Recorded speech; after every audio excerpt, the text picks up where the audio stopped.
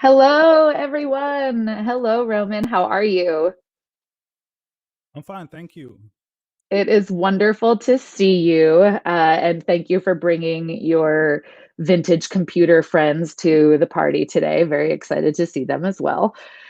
Audience, it's lovely to see these comments coming in already. We have folks who have been waiting. Kenny, so glad that you decided to stick around. We have friends joining us from Nepal. Looks like there are some folks coming in from all over the world. We would love to know before we get started, can you hear us? Can you see us? The audio visual component of today's session will be very important as Roman has some really cool stuff to share with us. So just let us know in the chat if you're able to hear and see, and also tell us where you're tuning in from. Okay, thank you, JT Draws. And it looks like we've got folks from the Netherlands, New Hampshire, very diverse crowd geographically here. Really excited to see that. Um, Okay, thank you so much, Reactor Boy. It looks like we're our Roman, our AV is A-okay. So we'll go ahead and get started. My name is Ashley. I am with the Discover team here at Teachable, which means that basically I get to hang out with brilliant creators and invite them to share their wisdom and their skills with our audiences. So today we have a very special guest whom it seems like many of you who are typing in the comments are familiar with his work, and if you're not, then it's my pleasure to introduce to you Roman, who will be here introducing us to a little bit of 3D design. So I'm curious to know, what compelled you to sign up today? Is it that you are already a designer and you want to learn some 3D skills? Is this a new medium that you're looking to explore? Are you just a fan of Roman's work and want to hear some of the things that he's got to say? Let us know. Let us know what you're hoping to get out of today's session, and we'll make sure that we include some of that. Um, so like I mentioned, Roman is, he's got years of experience. I think somewhere more than 15 years of experience as an interactive and digital product designer.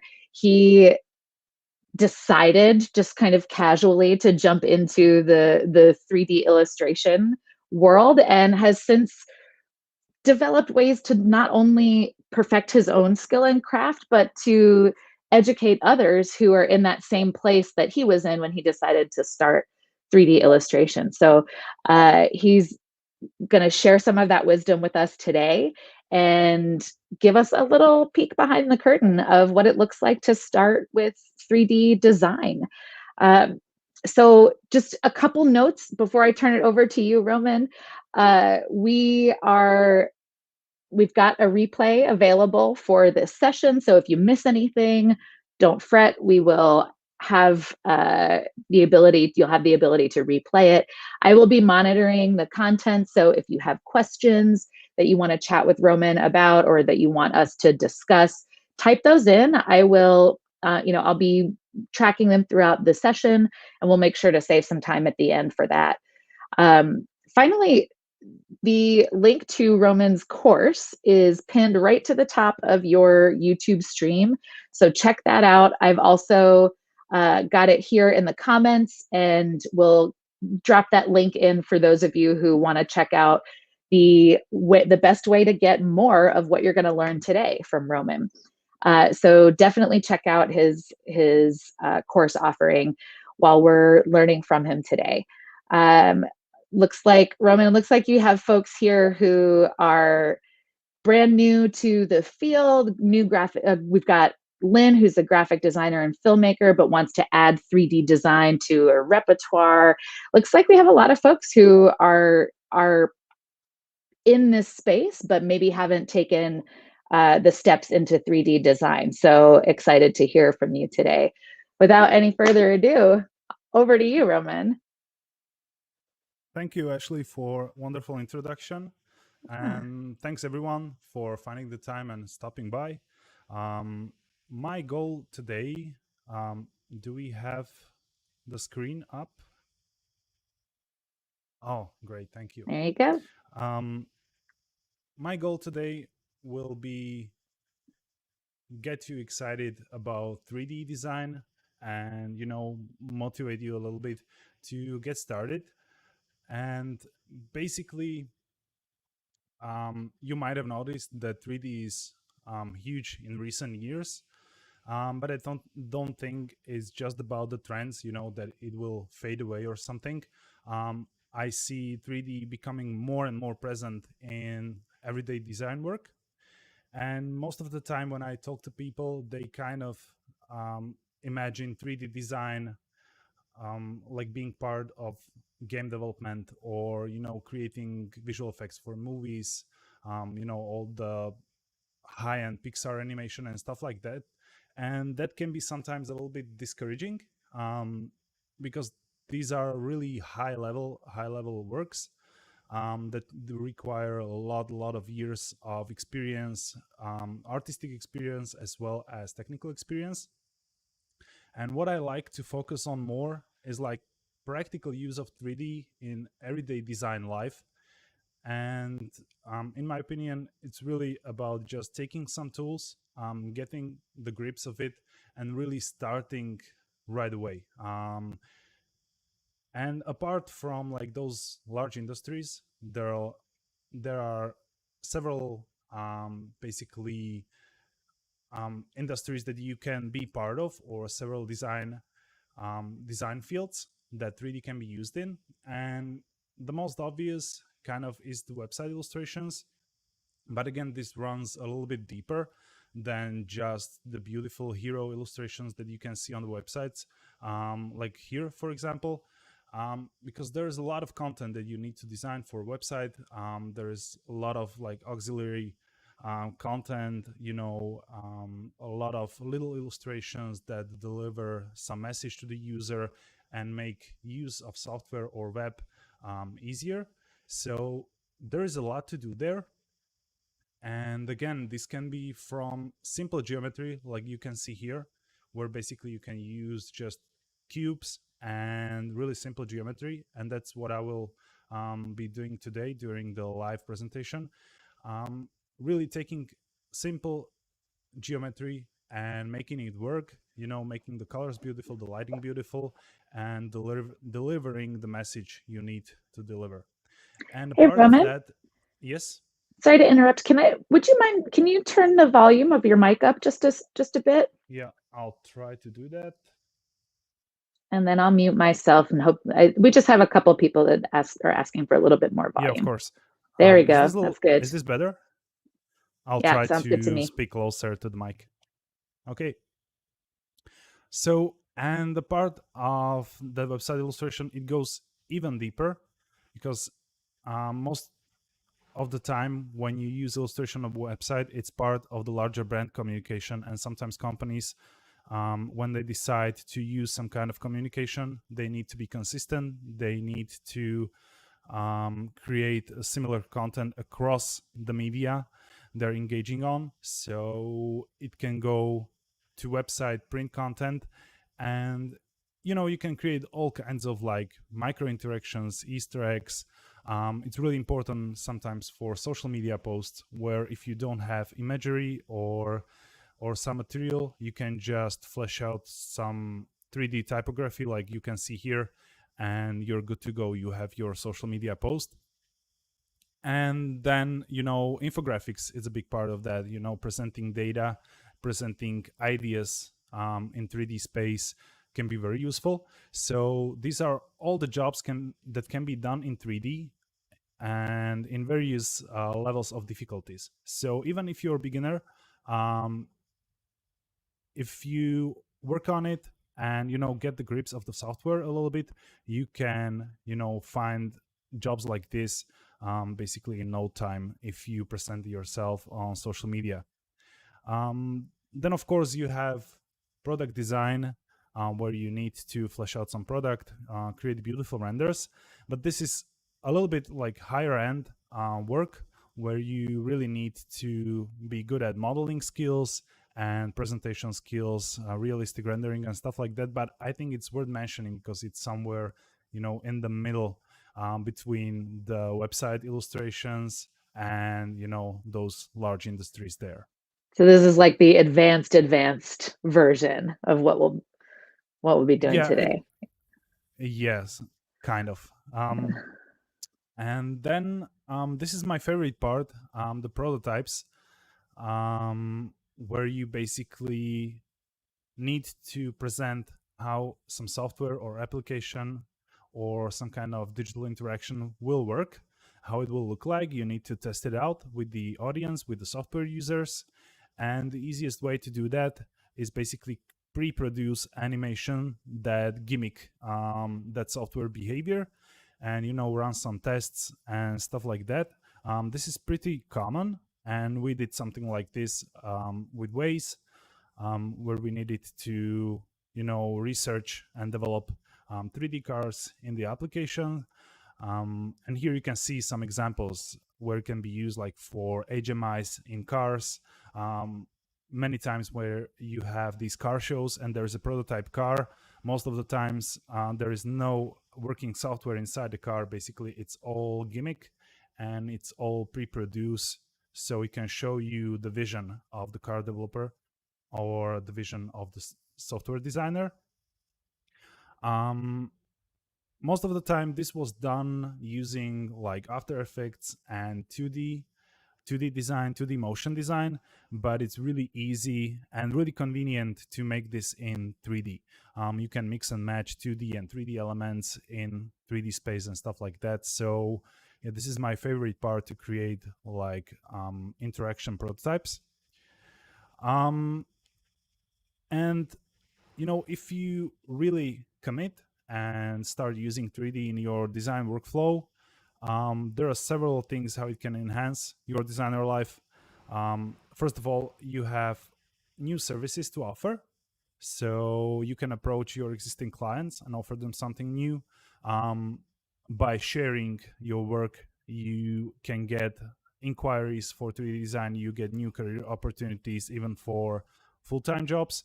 And if you have some project or you're running a website or something and you need content, sometimes it's hard to find a good content, a licensed content. And you basically don't need to do that anymore. You can flesh out some nice illustration, use it, it's yours, you're the creator, no licensing involved.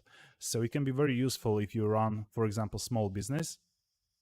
And one of my favorite parts is basically creating beautiful illustration without drawing skills.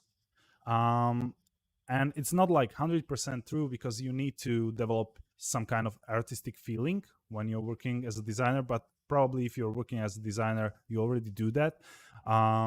And a lot of things software does for you, like the shading, creating exact shadows, lights and stuff like that, rendering out colors. So it's really up to you to just set up the scene, and the software will do the rest for you. So that's a huge advantage of this. And one other thing, you really don't need to create complex things, because as you can see here, even simple geometry with some beautiful textures can make for a beautiful illustration. And same applies for the stuff I showed you before and I will show you now. Basically you just need basic geometry and nice lighting to deliver your message in a beautiful way. And right now I just want to show you how to create some simple 3D illustration. If you're never worked with the 3D software before, this will be maybe this should be or could be very useful to you. But even if you're trying some 3D software, sometimes seeing how simple seeing some new simple approach can really boost your creativity in a different way. So I hope you can get some value out of this.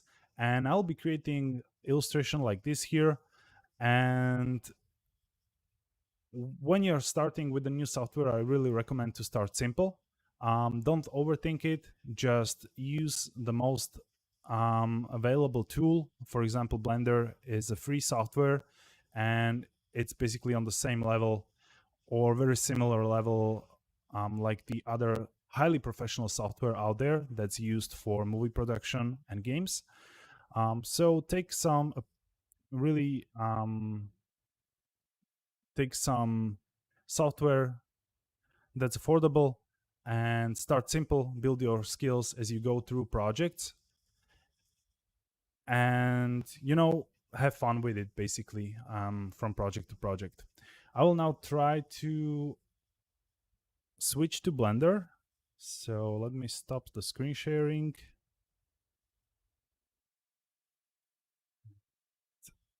We'll create a new share. All right, looks like we've got a couple folks who are trying out Blender. It's great. Yeah. All right, there's your Okay, we should be able to see this. little Okay, I squid-like thing. will Yep, all set. enable screencast so you can see what I'm pressing. Okay, so this is Blender. If you've never seen it, and most of the 3D software looks very similar, and I will just get rid of some things I have here. And basically using the software is very similar. Selecting things and clicking away to deselect. Most of the things become really very intuitive in Blender in recent years. So there's this like urban myth that Blender is really hard to use and unintuitive, but it evolved so much that right now I think it's very intuitive to use. So I will start designing that simple scene, and I will add just a simple plane and scale it up, and I will do that in the edit mode after pressing tab, because I want to change the form of this object. I don't want to scale it in the object mode. And now I'll press E to extrude this. And one thing I really like to do is pressing Shift D to duplicate some piece of geometry, then right click to release, and you can find the option after right clicking for separation, and you can separate this geometry into separate object you can see here. So right now I can just tab out, select this new object and continue, and I have a new object that reuses the part of the geometry from the object before. And this can be really useful if you need to quickly dish out something like this. And you can of course use shortcuts for that and just create new pieces of geometry by building on what you already created, and thus saving a lot of time. Efficient. So now I will do that several times over, but I will do that with only the edge here. So we have that line there, and I can just find it here and extrude it on the y-axis, and now slice it up a few times, create a little bit of a gap, delete those faces, and we have a quick curve right away. So this will serve as a grass here, and this is a sidewalk or something in the park, and we can create the bench. And one of the things you can do is to just move this cursor around and creating new objects there. But since I think 2.93 or 92, there's this new tool for adding geometry, and it's really interactive. So you can just draw on the surface like this, Oh, release, cool. and bring out some geometry. And now I will just go into the edit mode, move it out of the way, and enable some mirroring. So again, I'm saving time, and we can continue again by creating some plank, and we can go into the edit mode and just duplicate it like this, and then bring it up. Let me adjust this a little bit, and let's now modify this and extrude a little bit of geometry. So as you can see, I'm just using like 3 functions, some extrusion, I will use a little bit of an inset later, and some loop cuts, and you're good to go. You can create your own little 3D worlds in no time. And let me just duplicate this and rotate 90 degrees and place it somewhere here. Okay, let's bring this up a little bit. And of course, you can select all of your objects and edit them at once. So if you need to modify something, it's really easy to do. Let me just fix this a little bit, and I will parent this to the main object so I can manipulate it at once and move it in place. So right now I want to create the tree here. So again, I can just use the tool like this to bring out the trunk, and you can just start drawing on the side of your object and bring out new geometry and then edit it further. And if you want to reuse your objects, you can just press Alt D to duplicate this. And the difference between Alt D and Shift D is that these two objects will be linked. So if I edit them, they are being edited at once. And let's create some branches here and there. Something like this should be enough. And for the rest of the tree, we can just create a cube here and place it here and duplicate it a few times. And again, I will be using Alt D. So basically later when we add some materials, some color to this, we are able to do it for all of the cubes at once. And again, we are saving a lot of time this way. So I think something like this will be enough. And if you need to modify something, you just go into the edit mode and scale all of them at once since they are linked. And again, I will parent everything so I can manipulate the object. Okay, now what I miss here is some kind of lamppost. So let me add a plane here. And again, you can see just using these simple planes and cubes and using tools like Extrude here. So I can extrude this, scale it down, and there's one more I will use, and that's inset. And basically that's all we need to create a simple object like this. I will extrude and scale this once more.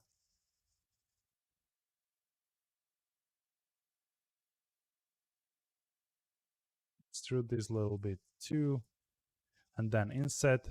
And I will press I again for individual faces and push this inside. So 3 functions and you have some kind of object. If it's too thick, we can just scale it on X and Y axis like this, and we should be good to go. And we can reuse some of these cubes here for a little bit of a brush or something.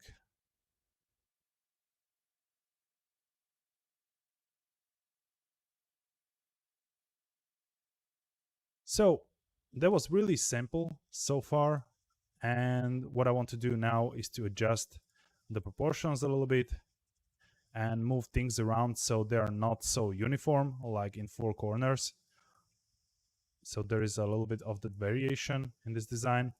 And I will just reset the cursor now and create a plane here, scale it up, and I'm using the isocam add-on to quickly create isometric camera.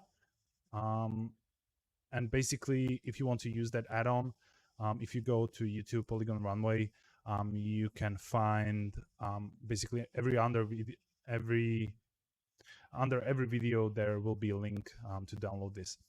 So let me just enhance the scale a little bit and adjust the proportions. And we have simple illustration like this. And now let's bring it to life by adding some colors. I will switch now to material preview. And right now you might hear a little bit of a crackling noise or something.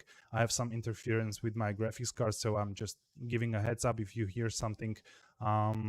There's really nothing I can do about it right now, so I hope it's comfortable for you.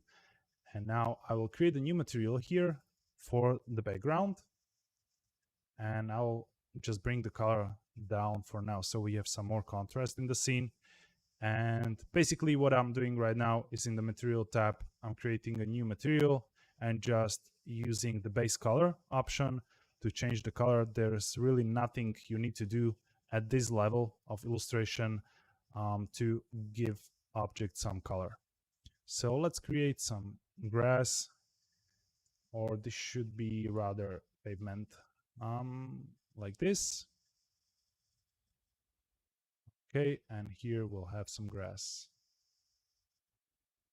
something like this. And you can of course choose existing materials and reuse them. So I will do that. And then if you modify it and change the color or intensity or something, it will change for every object that has that material. So again, you can save a lot of time this way. And let me add this material here as well. And for the lamppost, let's go something dark like this. And I think we should give this a little bit of an emission. So let's create a new material slot, and this way you can add multiple materials to your object and just change this to something that will add a little bit of a brightness here. And now it's not really notable, but in the render, if you set this to something higher, it will really emit light in your scene. And let's use that brown color. It really doesn't matter if it's ground or wood. And let's use that green here. And you can duplicate the material and just change the color if you want to create a little bit of variation. And now let's choose some different background. And I'm always gravitating towards blue colors for background. So something like this. And now if I press 0 and let me limit the rendering, we can preview now rendered. So this is unlit. Basically, there are no lights in the scene apart from this. And right now you can see if I bring this up to like 500 and switch these to cycles, this will create a real light. So this is basically ray traced engine, and the first one that's set up by default, that's Eevee, and that's the same engine that's used when you're creating materials in the material preview. And you can set some quality for this render engine here as well, so you have like nicer previews and stuff like that. But then when I go for production, I always set up the cycles engine for the basically mostly for the light quality and the shadows quality. And then you can enable some denoising here, which is very useful because right now this will be blazing fast with updated denoising. But it looks like my updated driver caused that Blender is loading the render kernels, which just happens once or twice, when you update your drivers. So I will now use CPU. I can't show you that GPU denoising. So let me switch this. And I hope this doesn't crash. But meanwhile, while I'm working on this and while we're waiting, maybe if you have some questions so far for Yeah, me, I would I love would be to. glad to answer. I would love to share a couple of the questions that have come up in the stream so far, Roman, while we're waiting for this to pop up. Can you talk a little bit about beveling using Blender? Is there a trick to it, a technique? Is it simple and intuitive? How do you find that as an experience? Beveling, as in using the bevel modifier, or not as Yeah, a so technique. so Kenny was asking if it's possible to modify the ground, as in bevel the edges, and Oh then yeah, yeah. yes, absolutely, and that's something I do quite often, where Mm, I create a low poly scene like this, and then just use the bevel modifier and some parameters to make it like rounded and smooth, and it feels a little bit like toys, or like wooden Okay. toy or something. Change the Mm-hmm. style without any like mm, added difficulty. Yeah, and that's sort of and Craig, another one of our audience members, mentioned that you can add a bevel modifier and link between objects, which sounds pretty cool. And Craig is also wondering if you ever use an HDRI, or if you ever use HDRI lighting. Is that something that you play with? Yes, sure. I use HDRI, but mostly for certain types of scenes where it's important for me to have like more realistic reflections. Mm-hmm. Because most of the time when I create stylized illustration, I kind of want to create all the lights manually. So rather than using HDRI, I will create 3 or maybe sometimes 4 or 5 area lights around the scene and give them different colors to create that ambience manually myself, Ah, and okay. to drive a little bit that color painting there. Um, but if I, for example, need to create some chrome effect, I have smooth object and I need some reflections, I will use HDRI, and choose something that fits the environment I'm going for. So it really depends on the case. So I'm glad you mentioned that because our friend Little Squid is saying that her problem is always with lighting and getting a soft plastic or clay feel that you seem to employ quite a bit in a lot of your work. So which would be is that the more manual technique there where you're using three different sources and doing them sort of manually? Is that how you achieve that effect? The clay effect. Mm-hmm. So, well, soft plastic or clay feel. That's how Little Oh, Squid is describing it. Oh yeah, yeah. Basically, it's about that basic lighting, where I paint the light manually like this, create that ambience, and then mostly it's about the materials and their roughness. When you play with the roughness of a material and bring it up, it will, diffuse the shadows and diffuse the light on the surface a little bit better, Mm-hmm. and then it gives that more like rough clay effect without too strong reflections. Ah, very But I cool. can but I can see um Blender is saved. It didn't crash. it just took it just took a little bit of time to load that kernel, so sorry about that. I should do that beforehand. And right now with the denoising active, it's really blazing fast to preview this in real time. This is basically real time ray tracing with the denoising. And we have already some lights in the scene. If I bring this down, you can see this is how the scene looks like unlit. But you can use only the emission material to really bring some light into and create some interesting ambience. So I'll do that a little bit later, but for now I want to create a day scene. So let me add a sunlight, and that will create these really strong shadows there. And we can additionally tilt the light a little bit to make it shine from the side like this, and maybe change the color just a tiny bit so it's not all white. And what I want to do next, or what I like to do next, because this looks really flat, and sometimes it's not a bad thing. When you bring up the light like this can serve as illustration itself. If you later process it with some contrast in Photoshop or something, this can be your style. Basically, something that looks flat, that doesn't have a lot of reflections. But if you want to bring more like flashiness to your illustration, what I like to do is to create that ambience I was talking about just before, and bring in some area light from the back and really ramp it up like this, and that can create really nice reflections. And I will make it larger so we have some softer light quality there, and I will probably tilt it back a tiny bit. So this is right away completely different style, where you already see this is probably 3D.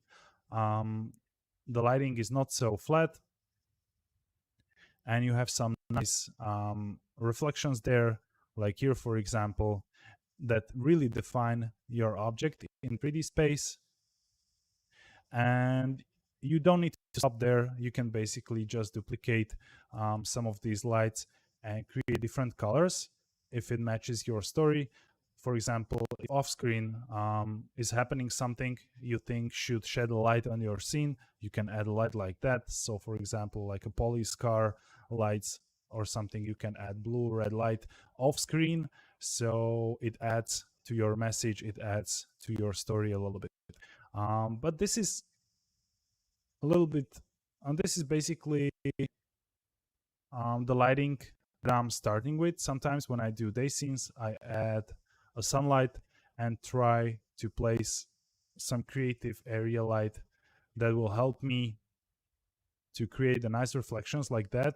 And after that's done, I'll probably play with the color management and the contrast look a little bit to bring this more to life.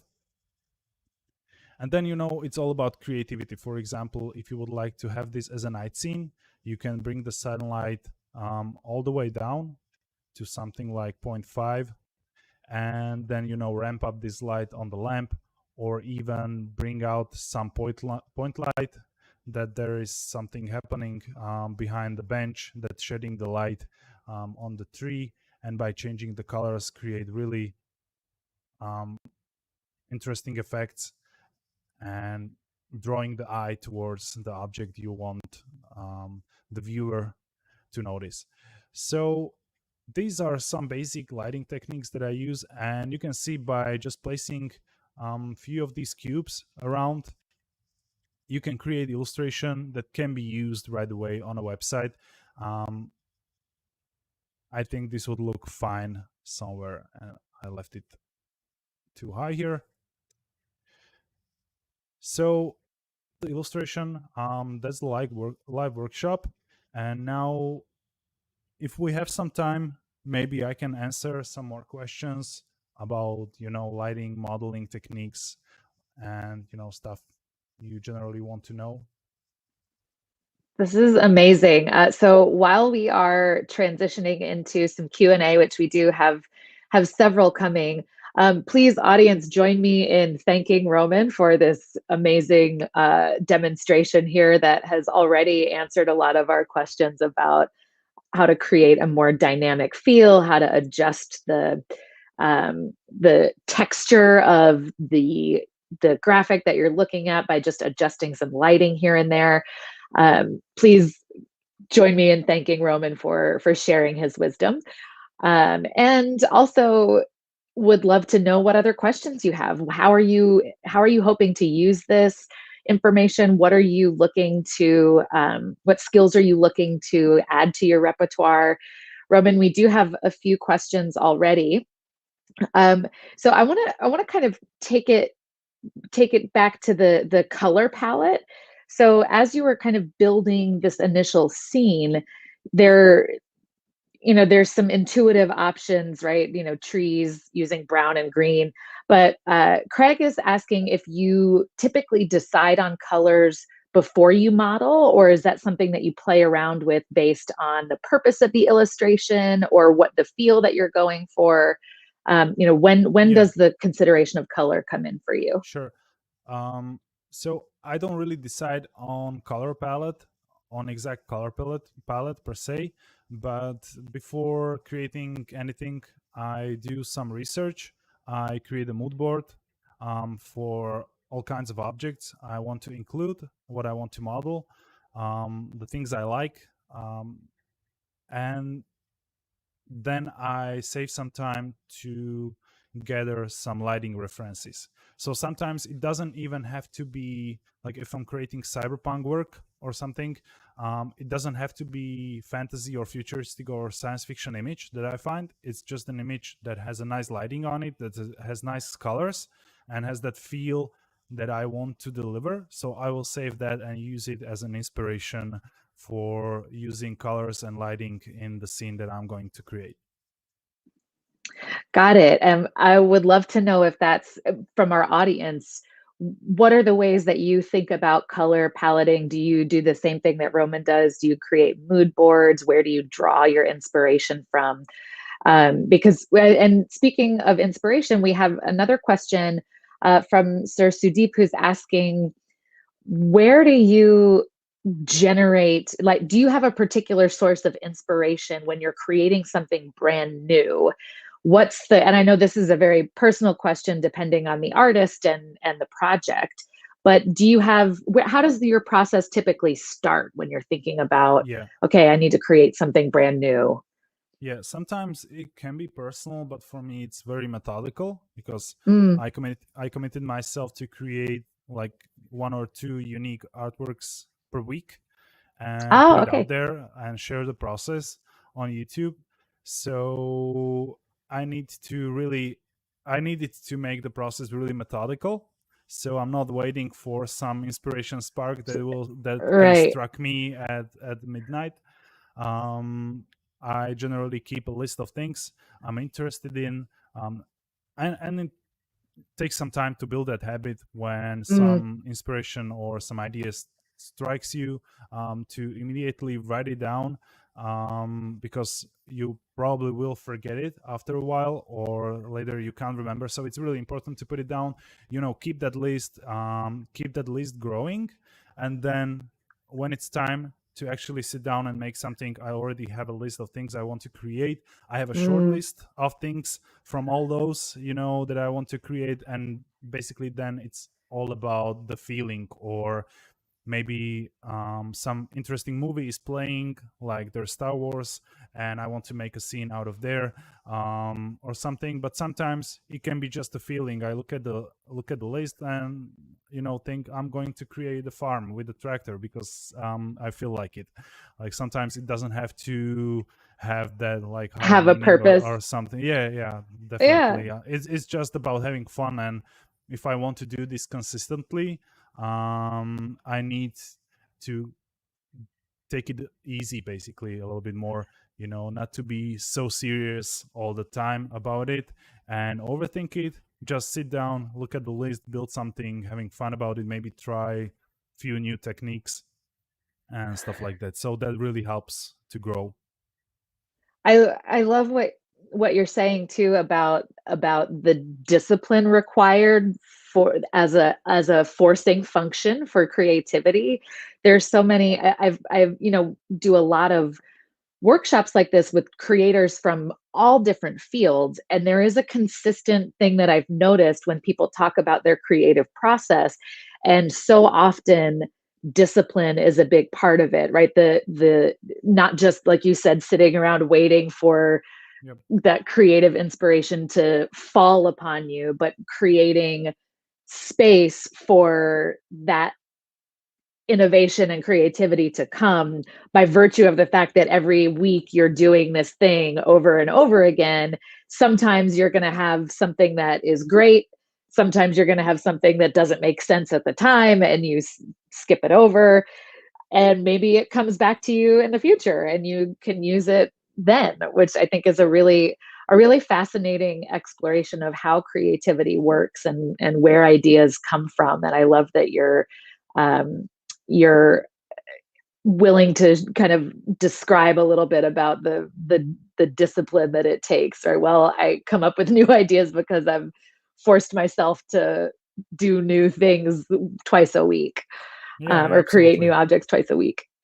And at the same time, there's always that next thing. So you cannot Yeah. dwell too much on that one thing you're creating. Right. Sometimes it connects, sometimes it doesn't. You learn from the feedback, and you move on and try to create something better next time, if it doesn't work out. So after sometimes it's easier, I think, to do Mm, it like this. And about that initial inspiration, I also write about this process every week. After I'm done like recording the process and putting it out on YouTube, I keep my sketches, I keep my mood boards and everything, and I kind of package them and send them on newsletter. So if you're subscribed on polygonrunway.com, you can get this weekly inspiration process, all my sketches and my thought process behind every weekly work I do, and I have it also on my Patreon. So yeah, if you're interested in that process, I share it a lot. Very cool. um so yeah. There we have a couple of uh more mechanical questions, and then one more meta question. Do you have depending on the project, is there a particular amount of time that it typically takes for you to do a scene? And Seb specifically is asking, for instance, about the recent retro room, which looks like a lot of work, and just kind of wondering how much goes into the creation of something like that. And I'm wondering, I actually am going to see if I can pull an image of that up, unless you have one handy. Um, I don't think so. let me check.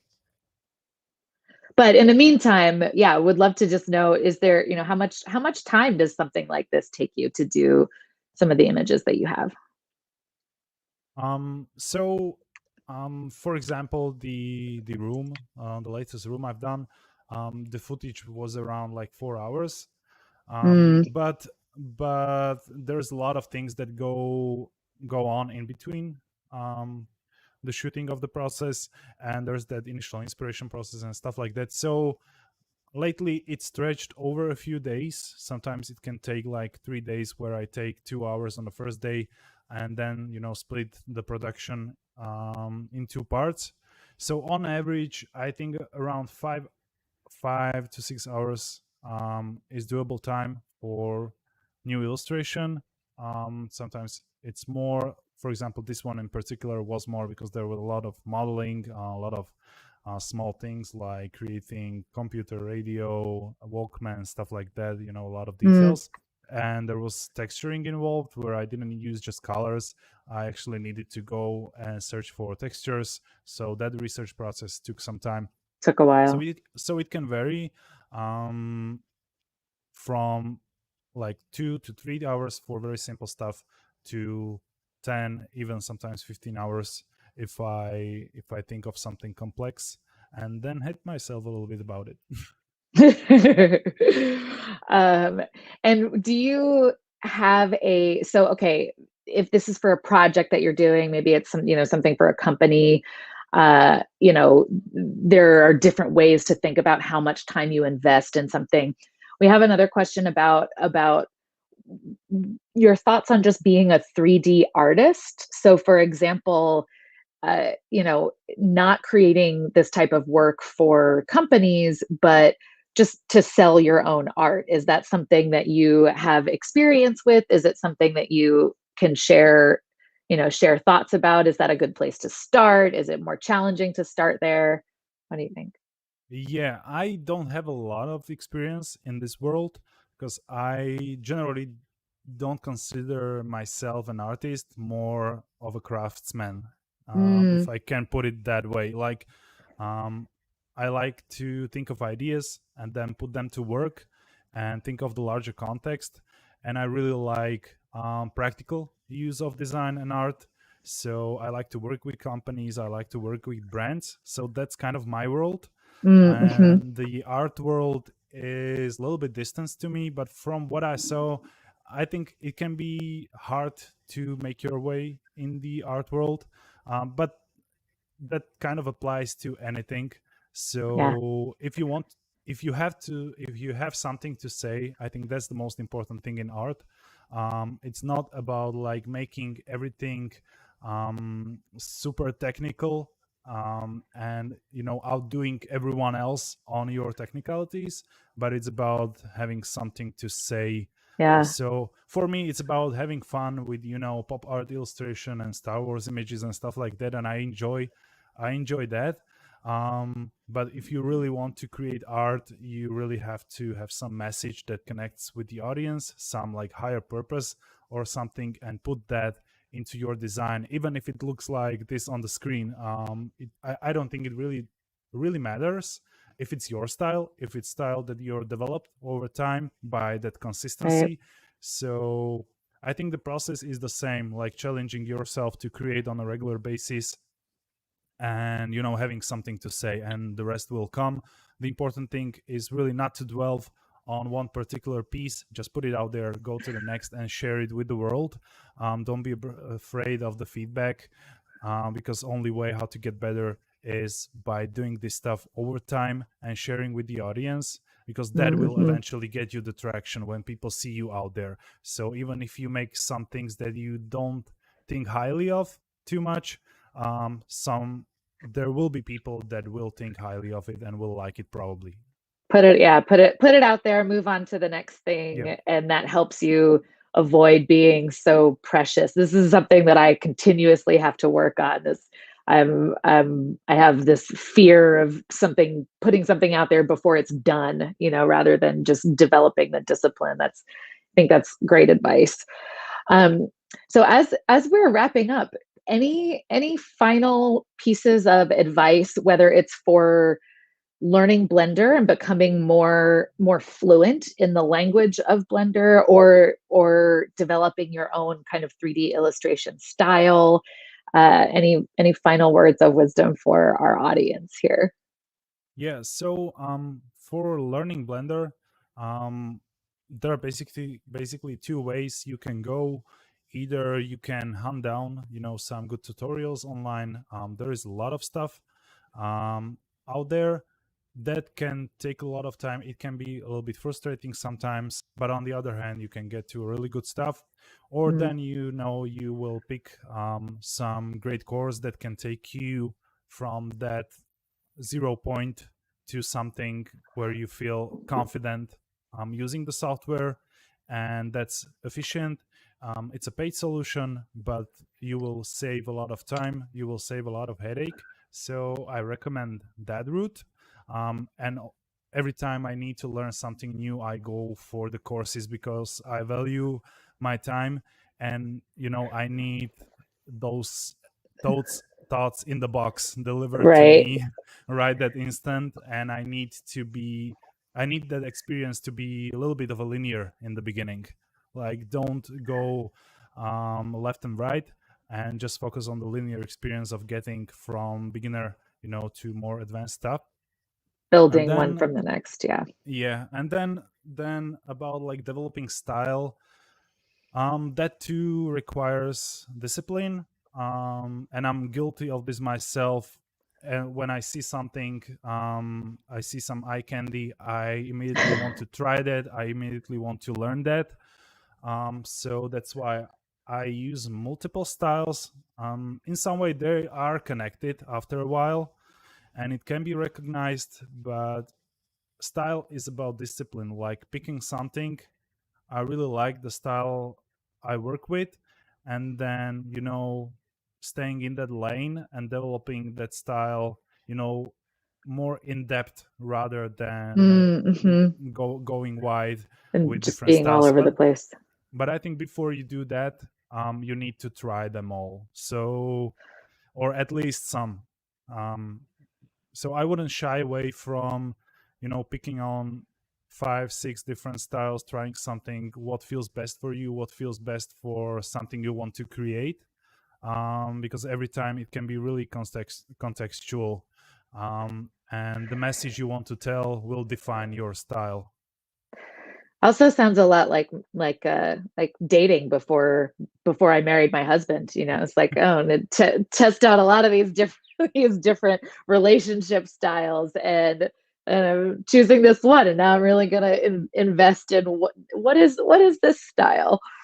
I think that's a really great way to think about it. The developing skills in a particular style takes discipline and commitment, which means that you're going to be spending a lot of time in that space. So, spend some time at the front end making sure that you are, that you've got a style that speaks to you, that you are excited to dive more deeply into, which is terrific.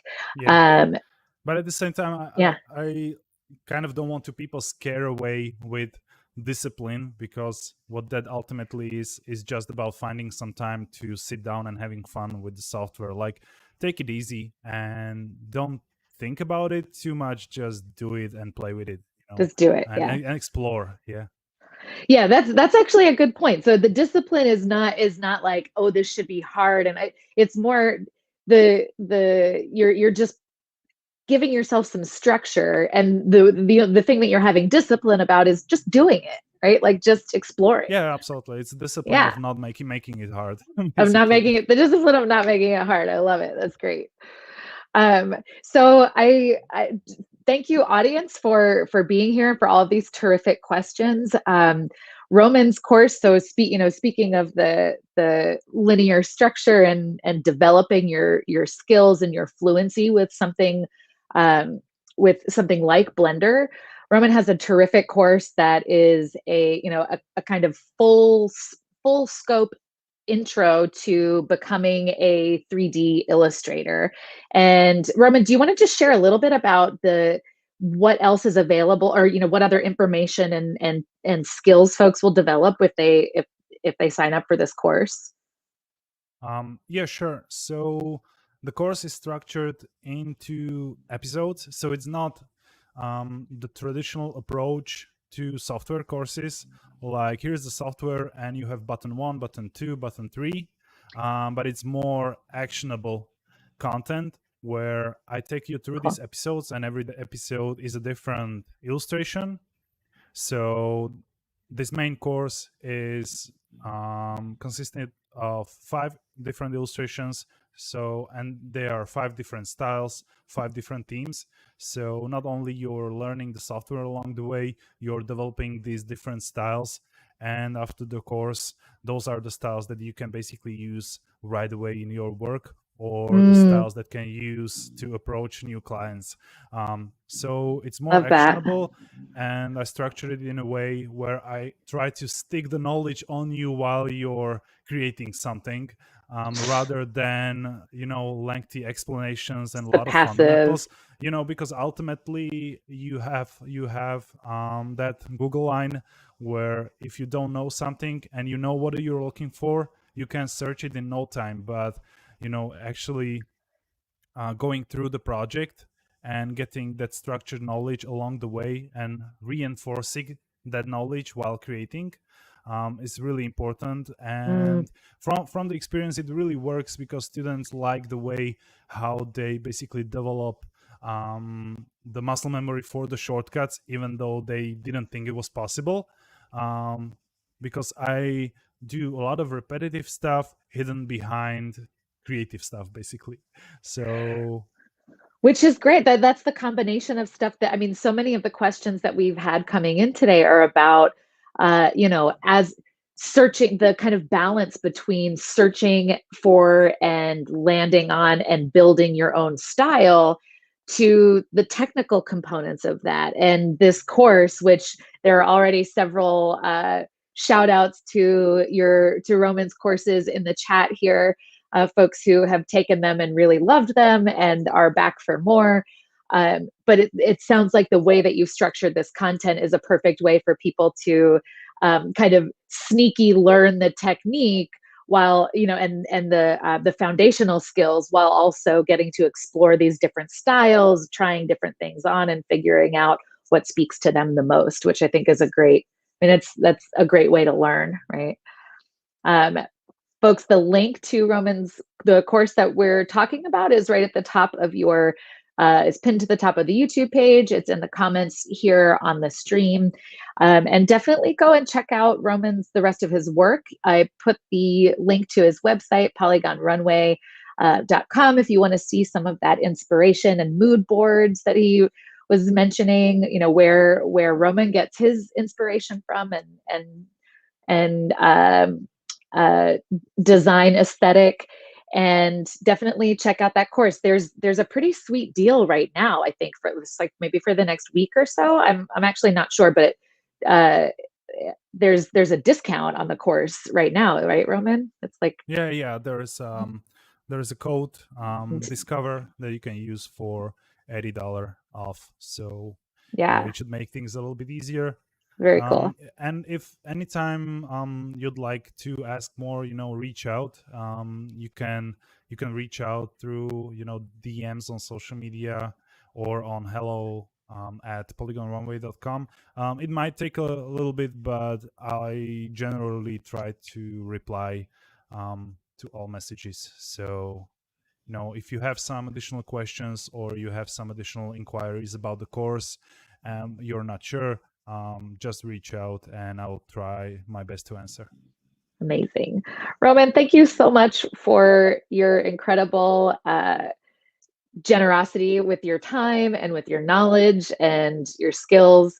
This has been a really enlightening and inspiring session. Can tell from the comments that the audience is really excited to go explore more of your work and more of your courses. So thank you so much for everything you've shared today. Yeah, thank you for having me here. I had a lot of fun, and thanks everybody else for stopping by again. This was fun. Let's do that again. Yeah, let's do it again. I'm actually, Roman, if you could hang out for a second while we say farewell to the audience. Everybody, thank you so much for being here from all over the world. Thanks for your great questions.